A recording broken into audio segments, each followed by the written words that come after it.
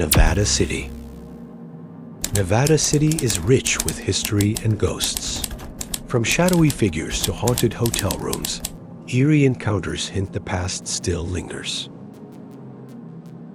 P.I. Chronicles, a city filled with ghosts, Nevada City, CA. To get paranormal investigations, there are 2 secrets for success. You must be proactive, full of energy, and advertise. Why? You can't sit on your couch, drinking a beer and watching a football game and wishing an investigation will come to you. You must seek it out, talk to the people. This is being proactive. Then you must have lots of energy, because a scouting mission can be exhausting at times. That is why I drink so much Starbucks Frappuccinos. There is a lot of footwork, talking with people, and lots of things to see. Then it takes media attention or advertising. If a ghost hunting group doesn't have a ghostwriter, then where is the glory? It is essential to get the news out there. Let people know how the investigation went. Let the people know of your findings. Before you know it, you start receiving a lot of responses back. When I discovered that my 2 guides for Nevada City will not be able to be my guides, due to other obligations, it was up to me to go to Nevada City myself and get things established, to lay down some foundation for an upcoming scouting mission. The date is January 20th, 2008, Sunday. It is time to get my HPI scouting posse together. Since this is a preliminary scouting mission, I would only contact a few people for this mission. Roll call. Shauna Kinkin, Scout, Ghost Hunter in Training Mentoree to Paul Roberts. Angel Kesty, Scout, Paranormal Investigator. Absent. Denise Bryan, Ghost Hunter in Training. Chris Grissom, Technician, Corps Investigator.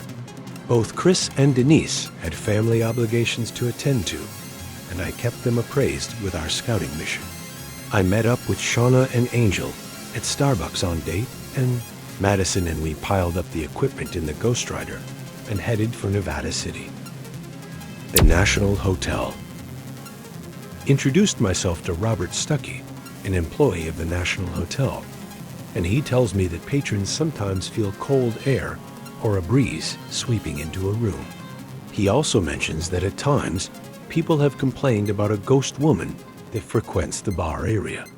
Robert sends the HPI scouting posse and I upstairs to meet another employee named Sherry McCary. Sherry greets us with a warm smile, and she is a great tour guide as she shows us room number 74. Room number 74 is where PG&E first started. They would have meetings in this room. Some patrons have seen a man's face in the window. Sherry opened up some rooms for us, and we enjoyed looking at the beauty of sumptuous suites that are furnished from the gold rush days. This hotel is recognized by the Ancient and Honorable Order of E Clampus Vitus, a Freemasonry group. You will find Freemason symbols all over the sidewalks outside. The dining room tables are lavished with coal oil lamps, and the lobby has a grand piano that journeyed around Cape Horn.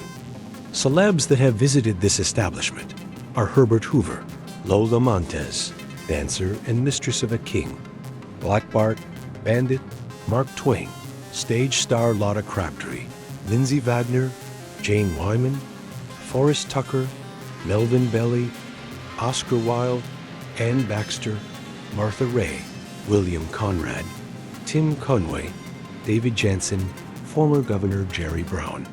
As we looked around, we were shown rooms that lights have came off and on by themselves. Sherry tells us that she lives in a haunted house and that her husband has heard phantom footsteps around their home. Also in her own home, Sherry has heard doors shutting by themselves. Sherry also tells us that the woman's bathroom in the bar section is haunted by a woman, and patrons have seen this apparition. In room number 48, the story goes back in the days of the Wild, Wild West. A woman owed a man $5. She didn't pay. The man she owed money to hid in her room closet. When she entered the room, the man slit her throat. Many people that stay in this room feel uncomfortable. When we entered this room, there was a thickness in the air. Shauna and Angel snapped many pictures, and surprisingly, they were getting some nice orb shots. We were at a hotel that is filled with history. It's 151 years old. Another room we entered was room number 80, where recently a man shot himself and involved a SWAT team outside. So far, there is no paranormal activity in this room. Room number 78. A little girl died of either mumps or the plague, and her picture hangs in the room. Her colored blue eyes follow you wherever you go as you move about the room. It was eerie. The little girl is named Elizabeth, and patrons have felt the presence of Elizabeth in this cold room. Some people have heard knockings in this room. Sherry introduced us to another employee. Her name was Christina Land, another lady with a charming personality and bright smiles. Christina tells us how a full-body apparition of a man in black pants, white shirt, black vest, trimmed hair was walking, and patrons viewed him as they were walking up the steps. They saw his side profile, and then as they watched, he vanished. He appeared to be a man from the 1800s. Then we met employee, the local Nevada City historian Joan Saxa, who is the bartender and waitress. She had stories to tell. She explains that late at night, a cold breeze will go through the bar area. Doors will open on its own accord. Patrons have heard strange noises below the hotel, and at times, it sounds like someone is trying to get out. The door where they hear this noise is from a door that leads to nowhere. One time, the noise lasted for 12 minutes, and Joan was about ready to call 911. A patron claims that a lady in a picture actually came out of the picture, Harry Potter style, and approached her. Other people do not complain about the ghosts, but will complain about the bats that fly around in the hotel.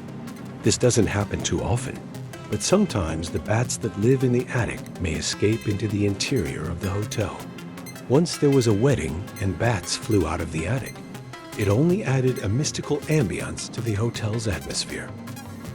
Joan, filled with enthusiasm, starts poring over the history of Nevada City. She is so knowledgeable about the city's history, she needs to be a tour guide. She tells me that the hotel's bar was once a bank, post office, and Wells Fargo station. They had a whipping post out back for some swift justice. In a population that boasted 40,000, they only had 1,250 women in the town. The saying was used that women were sitting on a gold mine. We learned that the state of Nevada was named after Nevada City. The bar back piece was once owned by Clark, Gable's wife, and belonged to the Spreckles house. Highway 49 is named after the 1849 gold rush. She explains that when you were 86th from a bar, it meant that you were going to be cut down to 86 proof of liquor. When it was said to belly up to the bar, it meant that there were no bar stools, and you had to actually belly up to the bar. The bar back in the 1800s was equipped with a trough underneath the bar for cowboys to spit and urinate. Women were not allowed into the bar. Shauna and Angel used audio-digital recorders to pick up EVPs and listen up sound enhancers. Crazy Horse Inn. Waitress says that this establishment is not haunted. Looking around, I can see that this establishment also has a lot of history. I would like to check this establishment out at a later date to determine if there is some kind of residual haunting activity. On the street, we meet Kelly Bridges, and she tells us about Dragonfly Studios and how this place is haunted. She says that lights flicker on and off. People feel cold breezes going through this hair salon. I peeked at it and checked it off as another place I need to check out when I have more time on my side. U.S. Hotel Bed and Breakfast, Broad Street. This is where Sci-Fi Channel's Ghost Hunters, TAPS, investigated. Unfortunately today, they were closed. We did some outside perimeter EVP work, and this needs to be analyzed. The Stonehouse Restaurant. A little history of this gorgeous restaurant. In January 1848, John Marshall discovered gold in Coloma, a few miles from Nevada City. This set off the biggest gold rush in history. Mining camps grew into towns. Now few of these towns survived.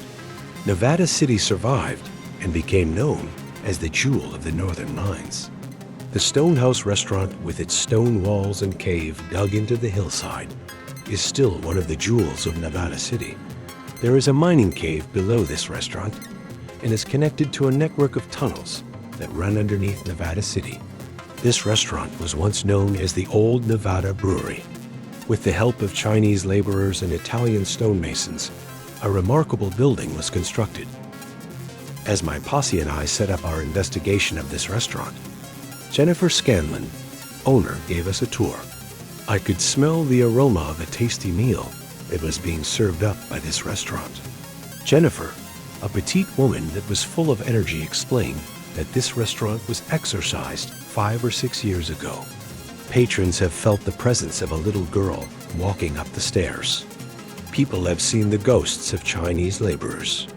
A tragedy occurred here when 40 Chinese miners were purposely blown up inside of a mine they were working on. At times, people have heard creaks throughout the restaurant, or even got a whiff of a foul smell that originates near the backroom bar area.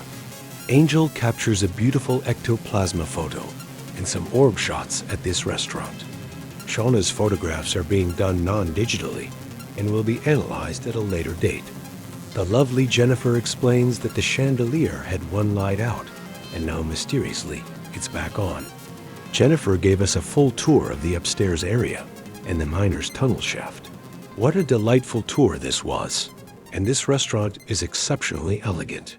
No wonder people come here for the warm atmosphere and the dining cuisine that will tantalize your taste buds. Red Castle Inn.